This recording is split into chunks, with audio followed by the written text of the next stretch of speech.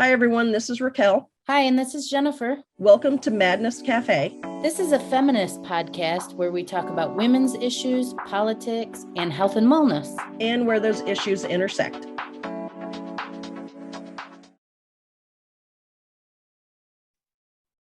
Hey, everybody. Welcome back to the podcast. Today is going to be an interesting discussion. We are going to talk about critical race theory.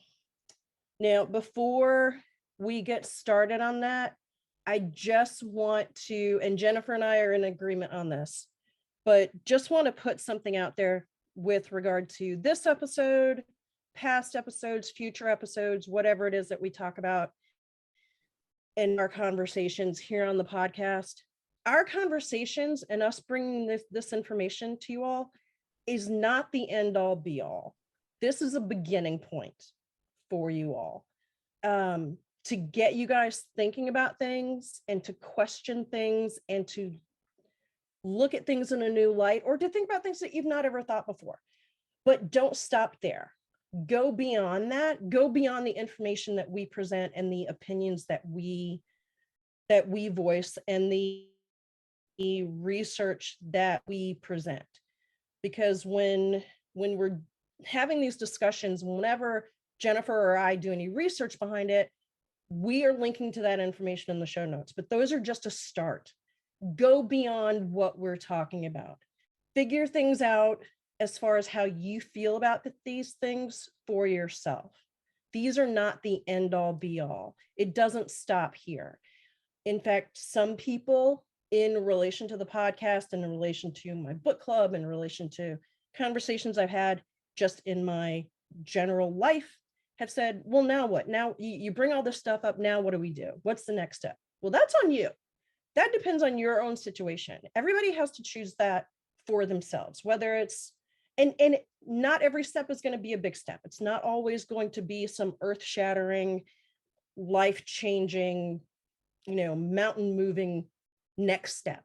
But that's what you have to figure out for yourself. So I just want to start with that. And now we're going to talk about critical race theory. And yes, I did my research on it. I will link to all this in the show notes. And so let's get started. So critical race theory, that is all over the news right now. And there's a history behind it. It isn't just what you're hearing in the news. It didn't start as, hey, people want to teach my kids these things in school, but I don't want them to know. That's not it. That is what it is now. That's what it has been bastardized to be. But good word, Raquel. Thank you. Good word. But critical race theory started in legal education, in law schools, for lawyers and soon to be lawyers. It is part of legal education. And it started in the 1970s and then grew as a field of inquiry in legal scholarship. Didn't have anything to do with children. It was in law schools, right? So teaching lawyers how to think like lawyers and how to analyze laws and their impact on society. Specifically, it's the work of progressive legal scholars seeking to address the role of racism in the law and the work to eliminate it and other configurations of subordination. Quote unquote, American Bar Association. So specifically, that's what it is. Can I ask a quick question? Sure, go ahead. So is it a curriculum? It is not a curriculum. It is not. It is not, hey, critical race theory 101, critical race theory 102. That's not it. It is a structure by which lawyers analyze laws and their potential impact on segments of society, to determine the de facto racial impact on a particular group, because some laws just on their face don't appear to have a negative bias or a negative impact. But if you view them through a certain lens, you can determine if the result or the outcome of the application of a particular law will have negative bias on a particular sector of society, whether that society is a society of or is of color, if it's women, if it's poor people, if it's people with disabilities. It is basically analyzing a law to see what the actual outcome and impact of that law is going to be. Great. So there are some foundational questions that are part of critical race theory, things that you think of when talking about, critical race theory, what it is, the impact that it's going to have. So here they are. So the foundational questions that underlie critical race theory and the law include: one, how does the law construct race? Meaning, how does it define race? Because race is a construct. That's a whole other topic, maybe a whole other podcast episode. Podcast 27. Exactly. Two, how has the law protected racism and upheld racial hierarchies? Three, how does the law reproduce racial inequality? And four, how can the law be used to dismantle race, racism, and racial inequality? So, critical race theory, the core of it, the meaning of it has to do with laws and their impact. Now, this has all come up in the last year or so, kind of prompted by the murder of George Floyd. Republicans? Just throwing it out there. Sure. The racial justice conversation that has come up, not just around George Floyd's death, but leading up to it, and then also resulting from it. According to an article in the New York Times specifically about critical race, quote, last year, after protests over the police killing of George Floyd prompted new conversations about structural racism in the United States, President Donald J. Trump issued a memo to federal agencies that warned against critical race theory, labeling it as divisive, followed by an executive order barring any training that suggested the United States was fundamentally racist. Now, that came not from what critical race theory actually is. It came from an interview that he saw on Fox News with a conservative scholar named Christopher Rufo, in which he told Tucker Carlson about the quote unquote cultural indoctrination of critical race theory. Use of that term skyrocketed from there, though it is often, and this is from the New York Times, quote, and I agree with this, though it is often used to describe a range of activities that don't really fit the academic definition, like acknowledging historical racism in school lessons or attending diversity trainings at work. So basically, what we are hearing in the news now and what is happening across this country with school boards all over the place is a misunderstanding of what critical race theory is, a bastardization of the meaning of critical race theory, and it is being applied in such a way that it is hindering teachers from teaching the actual truth of history and social events, current events, and then talking about them from all aspects of everyone involved in that history. For instance, if they were going to talk about the first Thanksgiving, they would only talk about it as what the sort of hallmark idea of Thanksgiving of, oh, it's the Pilgrims and the Indians, and they had this great dinner and they were all friends, but not including what really happened to the indigenous people when the settlers and the Pilgrims came over. So, Raquel, you yes. said that was a misunderstanding. Do you really think it was a misunderstanding? Well, for some people, I think it is. Okay. For some people, I think it is a misunderstanding, but I think the Fox News and, putting forward all of the misinformation about it, that is purposeful. That is on purpose. And it's Deliberate campaigning. Yes, it is deliberate campaigning. And honestly, for lack of a better phrase, it is a fear-mongering shit show. Nice. All right, I have an idea. I don't have any real history with critical race theory, and I'm not the expert, and we clearly know I'm not the scholar of this group. I probably did minimal research. Shocking. So what I did do is come up with a bunch of questions I'd like to ask you. And I know you're not an expert. We're just two people talking here. So we're going to discuss the questions, but you're certainly more of an expert than I am.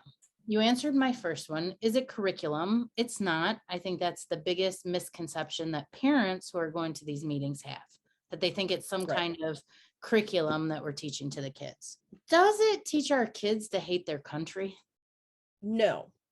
What I think, it doesn't teach kids to hate our country. It's not being taught in school. So according to the sort of, bizarro definition that people are using now, what it is it's teaching kids to see the other side of history, and that history generally is written by the victors, that there's another side, there's the viewpoint of who history happened to, right?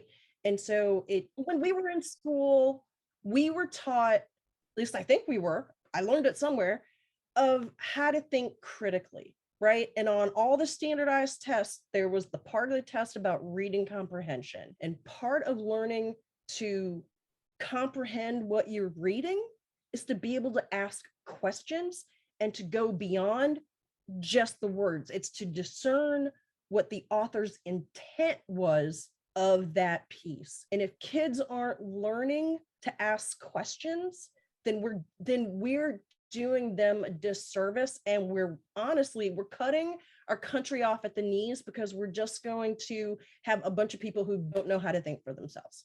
But I think one of the things the parents are saying is that if we're teaching critical race theory in school, which we all agree we're not, right? That's a separate issue. But now we're looking at the ways we're teaching history, which is kind of the skewed version of this program. If we're teaching real history and we're talking about how we massacred people in this country, we held people in slavery, we fought over slavery, and then after slavery, we made laws that made it impossible for people to thrive. If we start teaching real history, aren't we teaching young kids to hate our country? I think that we are being honest and teaching the truth, so that kids can start to understand that, yes, there are things that are flawed about our history, but in order to, almost like with people, you love people in spite of their flaws, but you know what their flaws are, but you go beyond that. You go beyond your flaws and you try to build something better. How are you going to truly love this country if you don't know the history of it, the real history of it, the true story of it? And how are you going to strive for a better country or better government or a better future if you don't know where you're coming from? Oh my gosh, Raquel, you said that so well. If you don't know your history, to repeat it. Thank you. Thank you.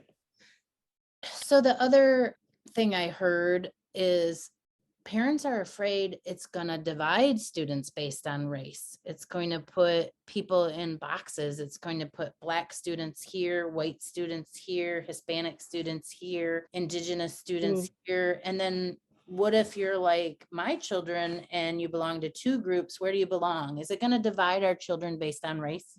The unfortunate truth is that people are already divided by race.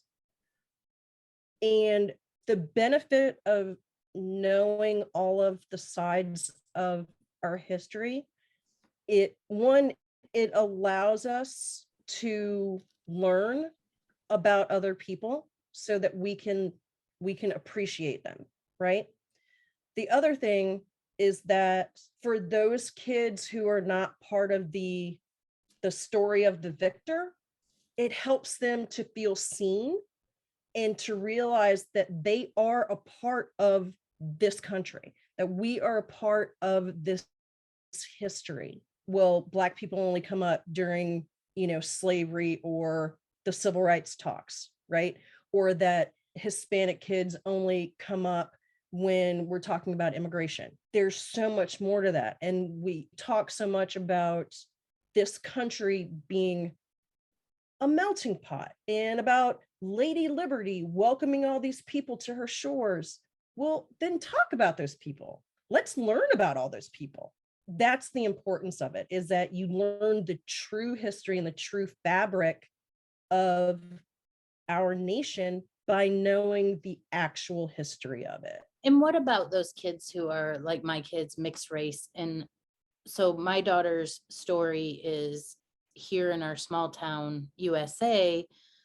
She looks white, so she just folded into the white culture, right? But then she went off to school, to college. She went to New York City, where it really is a huge melting pot. And it was the first time she met lots of young people who were of all different backgrounds, but specifically she was meeting people who were Latina and Latino. She was like, hey, how come I didn't learn about half of my heritage? Like she really was like, Right. my fault for sure. Right. But I think it is an interesting thing that there is sort of like, we sort of forget is a horrible word. We exclude people. We're exclusionary. This one drives people crazy. And there's a lot of debate out there on this one. Is critical race theory racist against white people? A lot of people are saying this is just racism cloaked in another cloak. No, I have to say that I don't think that it's racist. I think it's basically just learning what your history is. And history isn't just white people. There's so much more to it, especially in this country. Everybody has had a hand in the building of this country, and we should know that information. And it isn't that all of this, white people need to feel guilty about all that. I mean, that's not it. In fact, in the research that I did, and again, this is coming from the Brookings Institute, which for those of you don't know, the Brookings Institution, a nonprofit public policy organization based in DC, and their mission is to conduct in-depth research that leads to new ideas for solving problems facing society at the local, national, and global level. So just putting it out there. And what they say in the article that I found on their website about critical race theory is, quote, scholars and activists who discuss critical race theory are not arguing that white people living now are to blame for what people did in the past. They are saying that white people living now have a moral responsibility to do something about how racism still impacts all of our lives today. Policies attempting to suffocate this much needed national conversation are an obstacle to the pursuit of an equitable democracy, end quote. So it's not saying, hey, all white people are racist. No, that's not it. It's saying we need to have the conversation. White people are alive today, not that they created them, but that they're benefiting from them, and realizing the effect, or effects, plural, that those policies are having on marginalized communities. Excellent. You brought up the word equitable. I saw a lot of debate on, should we be pushing for an equitable body of laws, or should we be pushing for an equal body of laws? And what's the difference? Okay, so there's a cartoon or a meme that was going around on Facebook for a while where it shows a bunch of kids standing at a fence trying to watch a baseball game on the other side of the fence, right? And the kids are all of different heights. And there's one kid who's pretty tall and can see over the fence. And then there's other kids who are different heights. And so you give them all boxes, all of the same height. Well, the taller kid can still see over. Kid that's a little bit shorter, okay, now that kid can see over now too. But these other kids, they still can't see over, even though all of them got the same size box. So that's equality, right? But equity is giving the other kids of differing heights the box height that allows them to see at the same level as of the tall kid who can see without the box. So basically giving the other communities what they need to be boosted up to the same level as the society or the kid who doesn't need the boost, right? So that boost is going to be different for each society, depending on what their circumstances are.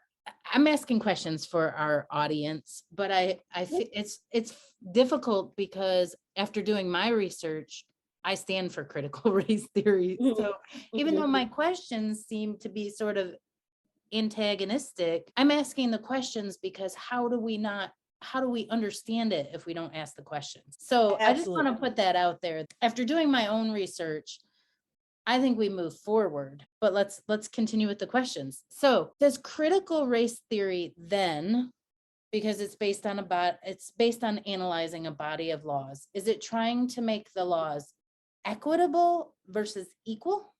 Is that what it's trying to do? Yes. Equitable. Yes. Yes, it is. Interesting. So does that mean if two people break the law in the same way, they might get different penalties? They already do, by the way.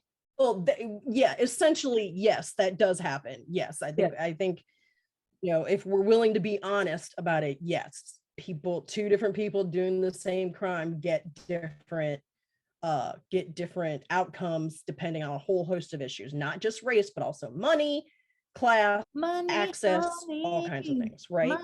Money. Yes.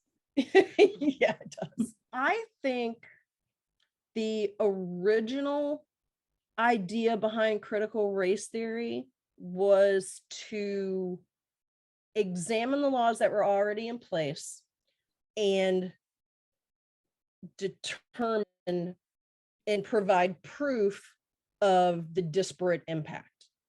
Okay. Right. I think it has grown, or from its beginning started to be used as a filter or lens to look at proposed laws. Gotcha. To see if they would have a disparate impact before they were actually passed, and then to change them accordingly before they were actually passed. So this was basically a technique that was used in a law class to help people. Basically, critical race theory wasn't part of just, it was part of legal education in general. And it was a system that was sort of started by, it was a Harvard law professor named Derek Bell. And so that's where it started, but it is part of legal education in general. It wasn't just one class at one law school. That or idea behind legal education is learning how to analyze law. Excellent. I think that makes a ton of sense. And it also shows you how far the original intent has changed and morphed. Another thing I want to ask you about that's sort of tied into that. A lot of people are saying that critical race theory is Marxism. Have you heard that? And what's your thought on that? Wow, I have not heard that. I watched I watched a little Fox News for my education. Wow. Marxism, racism, bigoted. It's And the thing is that I think what the people who are saying that don't understand is it's not a thing. It's a way of looking at things. It's not Right. And what it is, it's not Marxist. It's not trying to teach or indoctrinate kids to be, radicals or anything like that. It's basically it's it's a way to analyze the potential or the actual impact. It's not Marxist. It's basically, I think people are having the knee-jerk reaction to it, partly because it's taking the focus away from white people, so that white people aren't the center of history, that there's other people and other communities involved in history, that history isn't just white people and what white people did. There are other views and positions involved in the situations and in the histories. Every story has more than one side. hallelujah. So so have, politically speaking, have we kind of made critical race theory into the boogeyman so that we can mobilize behind it? Not we, the other side. Not we. There is a segment of certain conservative Republicans that are holding up critical race theory as the new boogeyman to scare people and to motivate people using fear as the motivator. Both sides love the fear monger. That is very true. Fear mongering. That is very people mobilized. We know that, right? Yes. But I don't like fear mongering on any side. And I certainly don't like fear mongering when it results in stopping people from asking questions, and when it makes people accept ideas blindly without looking into them and without looking behind the curtain. Well, Raquel, you bring up a really good point, because I asked many friends and people I work with and people from the community what kind of questions they had about critical race theory so that I could present them in our podcast today and do a little bit of research. And every single person except you, because I asked you about critical race theory weeks ago, every other person said, I have no idea what critical race theory is. I don't even know what you're talking about, basically. Exactly. I don't know. I haven't done the research. I haven't had time. I don't know yet. I don't have an opinion. And yet we have people saying, yes, they're for it, and no, they're not for it. But why? They don't know anything about it. Why is that the case? Like, you're the expert. Why, Raquel? Why, Raquel? Why is that the case? I'm just causing issues like I normally do. You don't have no. It's totally fun. I think it's because, and I think we all do this to some extent on different things, but I think people want to trust that the talking heads or whoever they consider to be leaders in their community are telling them the right information. And if the leaders in their community are telling them to believe this or believe that, or don't believe this or don't believe that, that they should just agree with them, because that makes it easier and it makes you feel safe. And it takes the onus off each of us as individuals to do our own research, because there's so much information that is thrown at us. And in order for us to be informed citizens and to actually be a part of the fabric that we call democracy, in order for us to be important members of that, we have to do our own research and make up our own minds about things. Okay, I see what you're saying, but Lordy, is there even time in the day to, like, okay, so you said we can't look up to our leaders to give us blind statements. I agree with that, because honestly, how could our leaders be an expert in everything? That's impossible. But at the same point, how can we? Most of us have full-time jobs and dishes to do and laundry to do and dogs to take for a walk, and we've got stuff, Yeah. how are we Yeah, we supposed do. We all do. Yeah. yeah, how are we supposed to research all this stuff? I think the term research can be a little loaded, because I think when people hear the word research, they think, oh my God, I have to do a research paper. That's not it. I think what can help people with this, not just with critical race theory, but with, pretty much anything else, anything to help you remain informed, is to not get your information from just one source. Facebook. Exactly, Facebook or one Guilty. news source. Right. Yeah. Well, yeah. I mean, we all do it, but to get your news or to get your information from more than one source, and to get it from differing sources, so that you aren't just getting everything through one funnel and through one lens. And if there's something that raises a question in your mind, just Google it, but don't go with the first thing that pops up on Google, on your Google search. Do you know what I mean? Like, maybe read a couple of things, right? And that doesn't take that long. Do it on your lunch break. Do it while you're standing in line at the post office, or whatever. That reminds me of a small personal story. In my dating life, I used to go to my ex-boyfriend's house. I would drive there, and on the way there, I would listen to NPR. And they would report whatever was big in the news for the day. And then when I would get to his house, he would have Fox News on, and I would hear it. And they were reporting whatever happened for the day. And it was amazing to me. It was the first time I really was like, whoa. It was the exact same news stories, but reported with a completely different slant. And I was like, the stories had different meanings based on it. And what I realized then is that I'm not sure I trust either source, because they both have an agenda.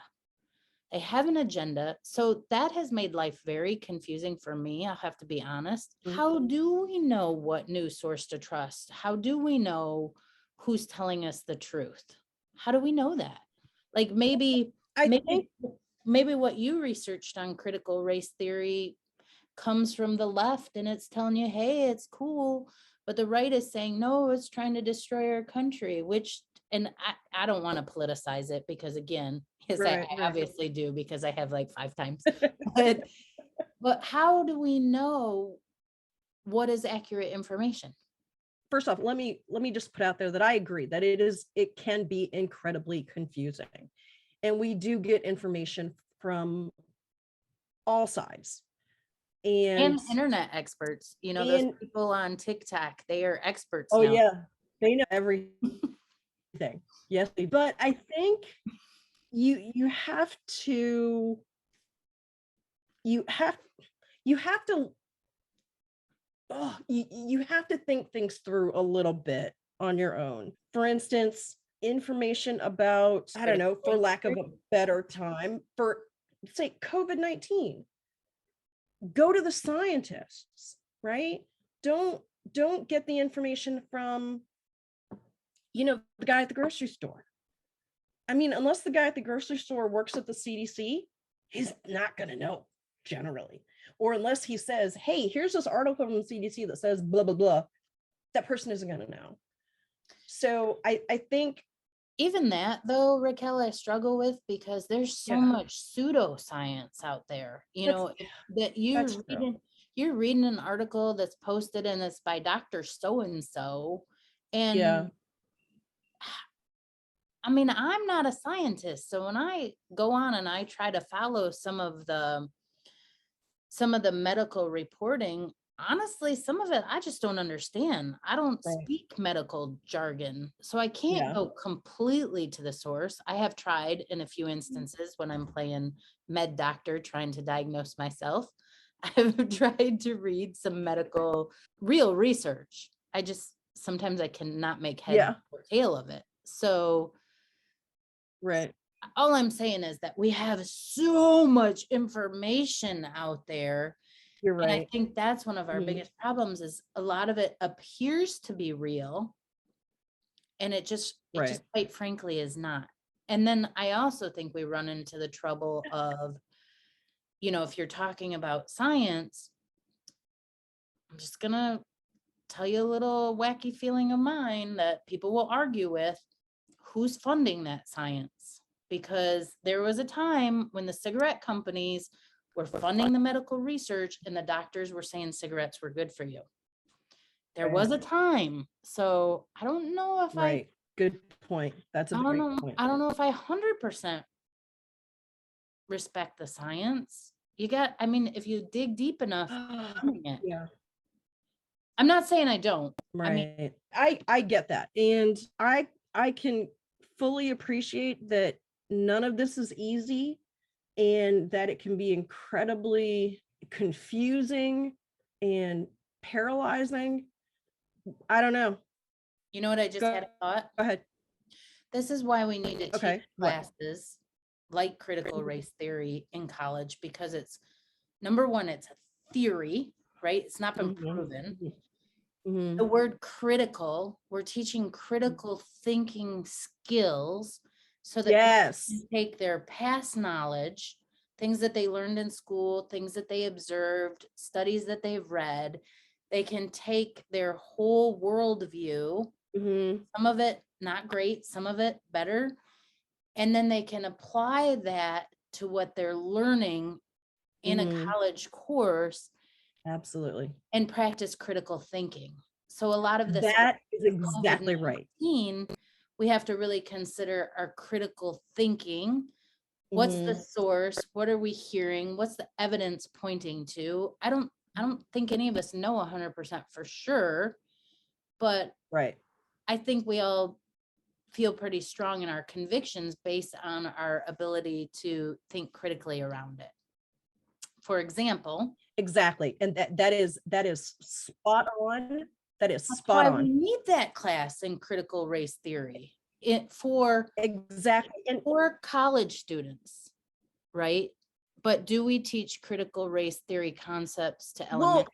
Well, it started with law school, right? So in college, yes, and at least in classes that I had and teachers that I had that I remember from high school, we were encouraged to think critically and to go beyond just what somebody was telling us. Really? In high school? Yeah, I think I was. I mean, you know what, maybe I'm misremembering it, and maybe it was just because I was raised by an educator, but yeah, maybe that's it. Maybe I'm just sort of taking the way that I was raised, like I said, by an educator, and sort of extrapolating that to everything else and projecting that onto high school. But for sure in college, yes, being encouraged to think critically was very important in college. And honestly, I do think it was pushed by some of my teachers in high school because of the whole getting ready for college thing and taking, the SAT and ACT and all those SAT, whatever. Anyway, the big standardized tests that we had to take, that there was the reading comprehension part, and you had to learn how to think, you had to learn how to comprehend what you were reading. So I think it's interesting if we take that same concept about critical thinking, we take out race theory and it's just critical thinking. How early should we be teaching our kids to think critically? I don't know. Okay. When? Right away. Right away. The minute they're born, because I know this is a completely other episode when we're going to talk about our dating and our dating history, but I have dated men, right?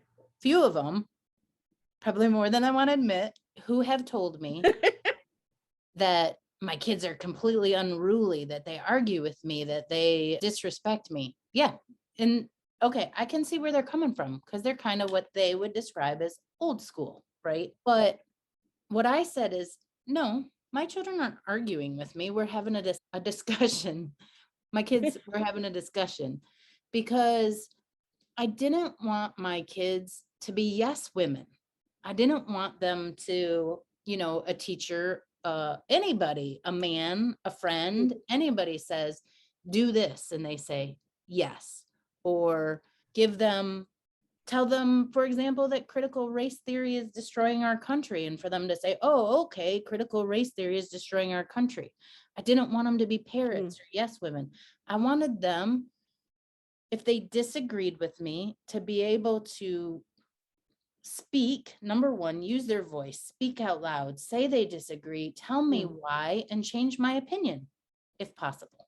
Right? That was super important to me. So how did you teach them to do that? I think that I did that by giving them choice in almost everything. And a lot of people would probably disagree with my parenting style. For example, I give them choice in their grades at school. They don't have to have perfect grades.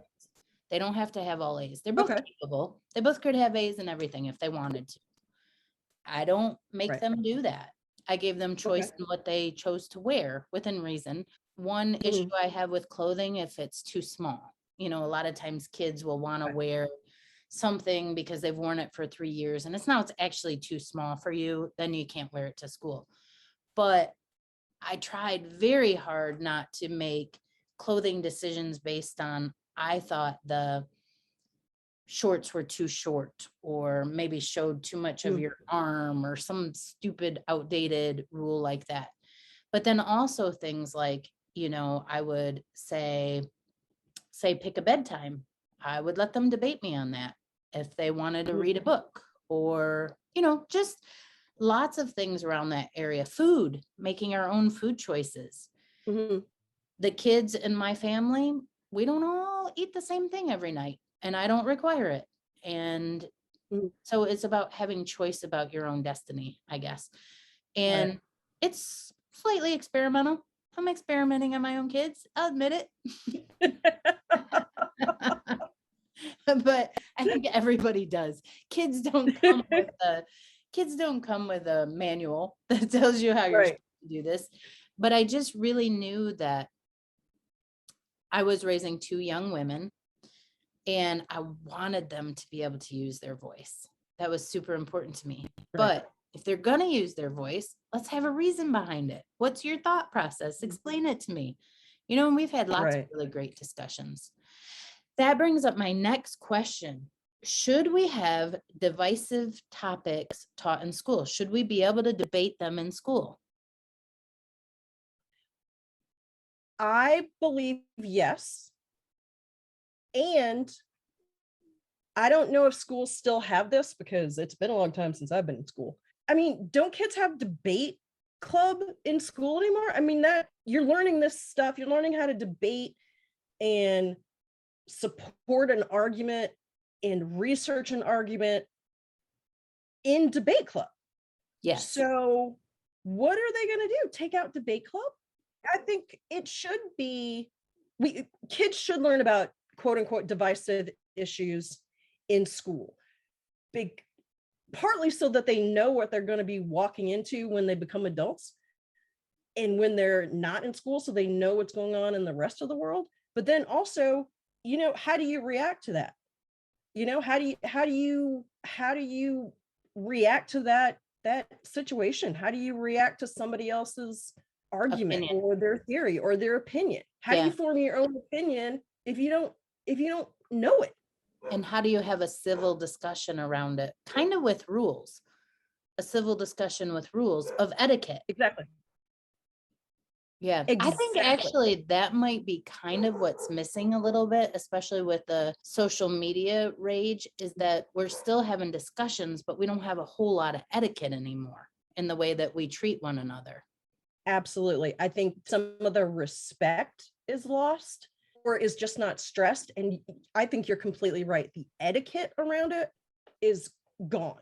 It's completely gone. And I think that's been going away for years now. And I think the lack of etiquette around being able to have a conversation or a discussion or a debate with somebody who has a different opinion than you do is that's been going by the wayside for ages. And I think that's something that needs to come back.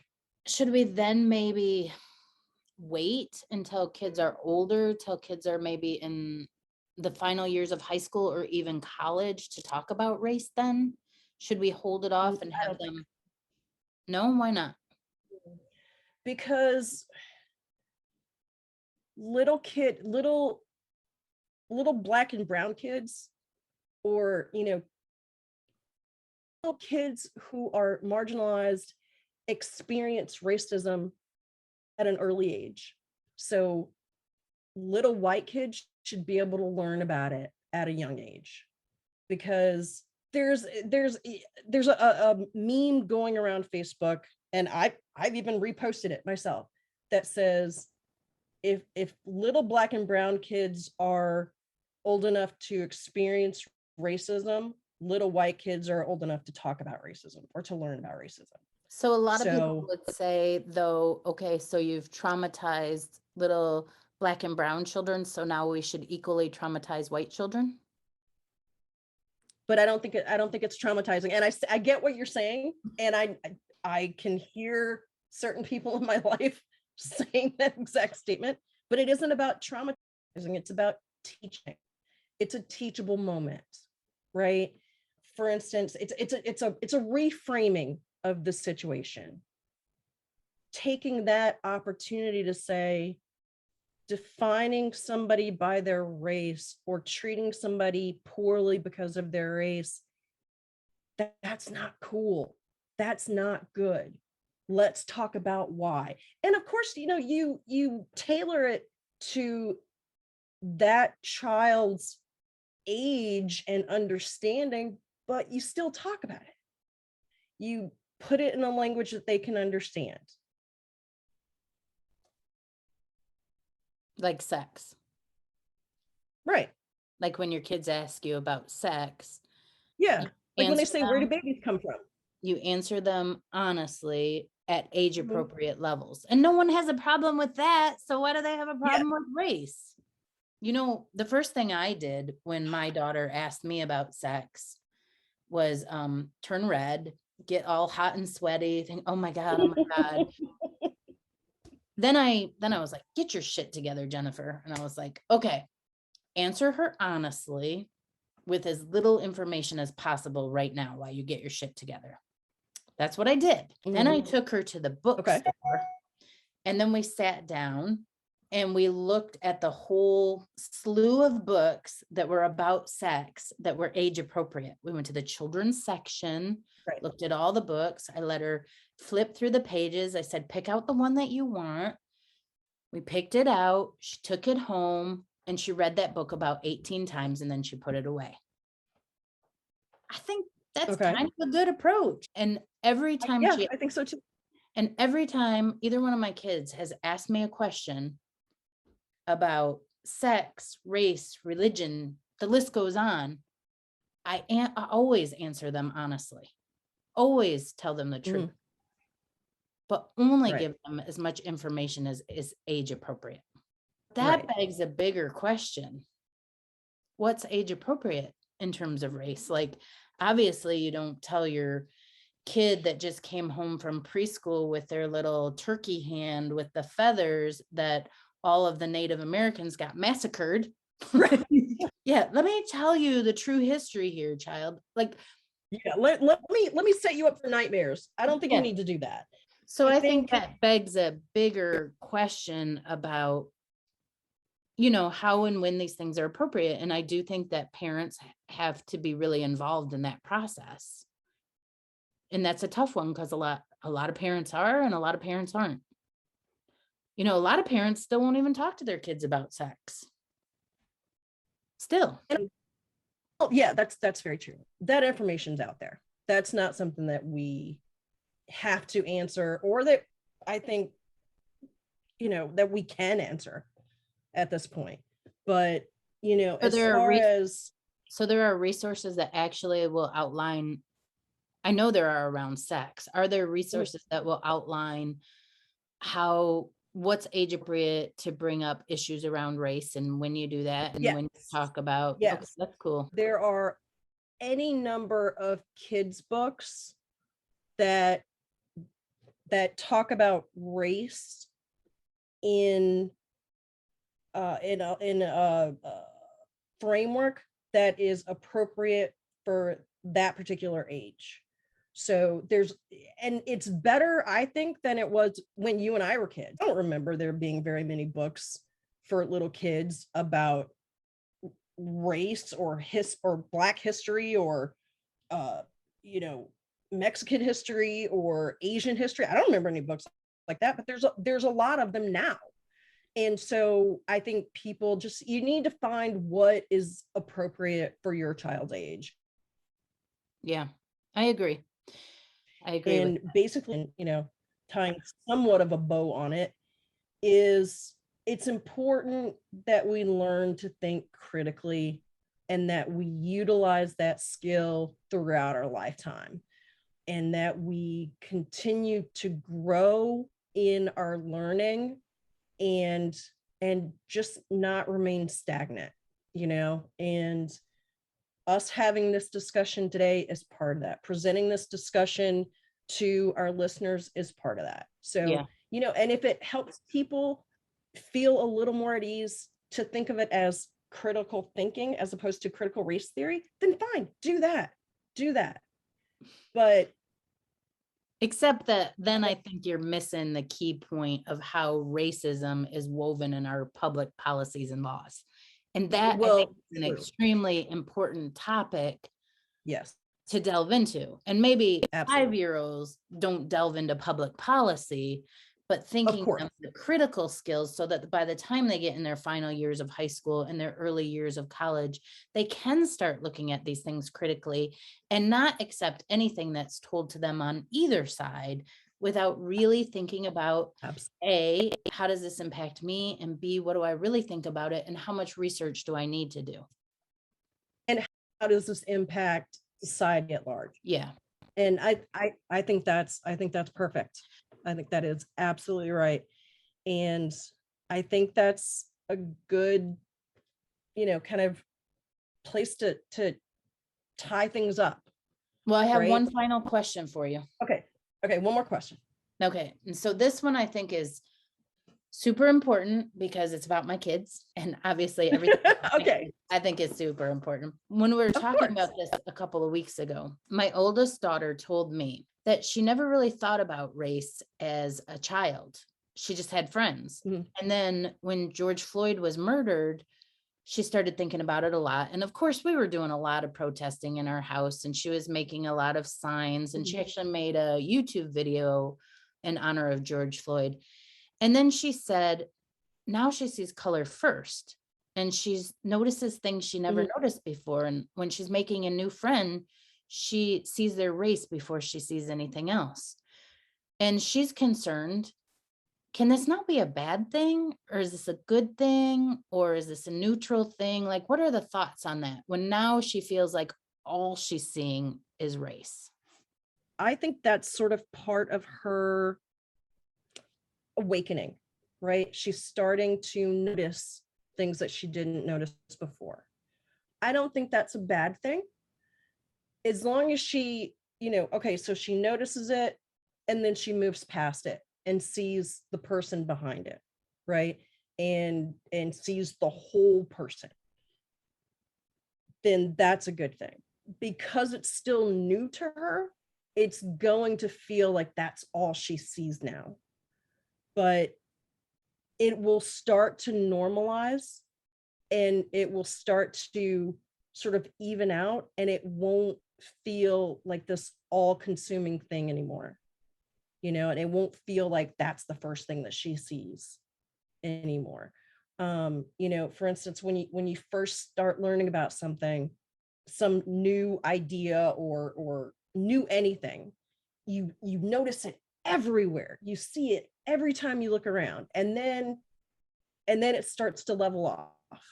And I think that's the same with race and with people sort of waking up to thinking about race and racial justice and social social issues is that it just becomes it's this all consuming, oh my God, this is bigger than me. Oh, this is so much. It's a lot. What am I going to do? And then it starts to calm down and it starts to level off, and you get to a point where you're like, okay, I get it. I can live with this, right? It's not that it becomes any less important.